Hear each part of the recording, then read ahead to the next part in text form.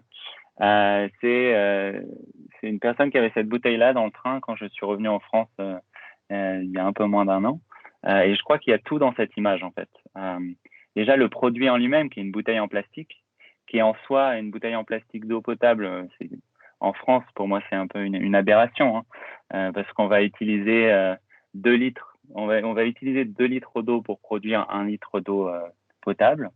On va utiliser 10 centilitres de pétrole, hein, avec le transport, comment on fait tourner les usines, etc. Donc, c'est-à-dire que pour 10 verres de cette eau, vous avez 1 verre de pétrole.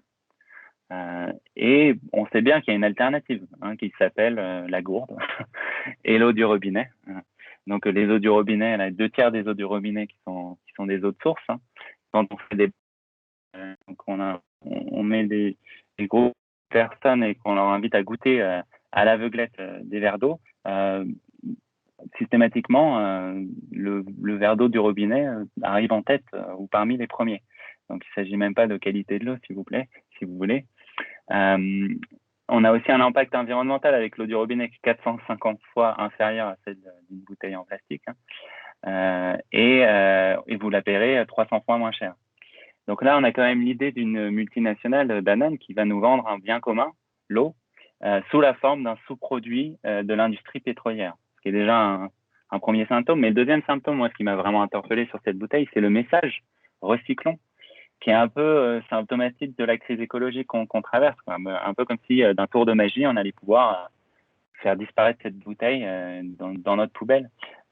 Pourtant, même encore aujourd'hui, il y a seulement la moitié des bouteilles en plastique qui sont recyclées en France, hein, et elles ne sont pas 100% recyclables. Il y a toujours une perte, c'est-à-dire que vous n'allez pas créer une bouteille de la même qualité à partir d'une bouteille que vous jetez dans la poubelle.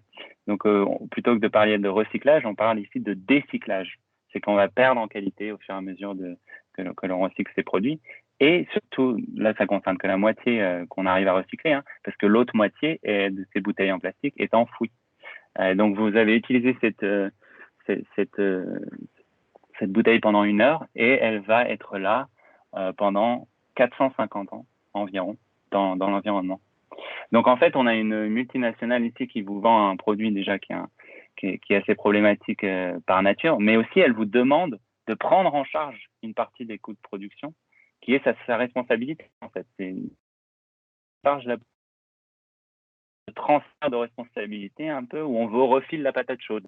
C'est un peu comme si Areva venait sonner chez vous avec un tout petit fragment d'uranium radioactif en vous disant, bah voilà, c'est votre consommation d'électricité pour l'année. Voilà, vous avez le déchet, maintenant vous vous démerdez avec.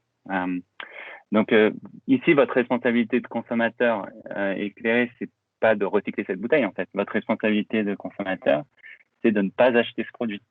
Et c'est d'ailleurs un produit qui est interdit à San Francisco, par exemple, et qui commence à être interdit de plus en plus.